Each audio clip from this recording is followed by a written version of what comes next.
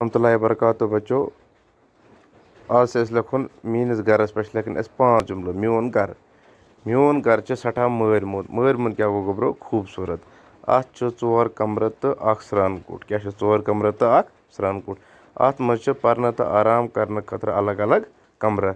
सोन घर लकड़ शिस्तर तो सीमेंट वगैरह सत बनाना आमुत। कम सत आमुत? लकड़ शिस्तर तो सीमेंट वगैरह सत बनाना आमुत।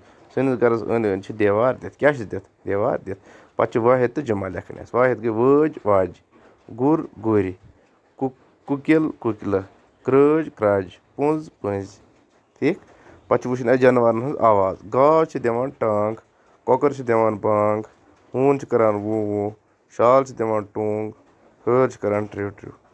तो गोब्रो समझ मज यह लिखुन पन्नी काव्य पे। पन्नी काव्य पे लिखुन साफ साफ लिखुन पन्नी काव्य पे।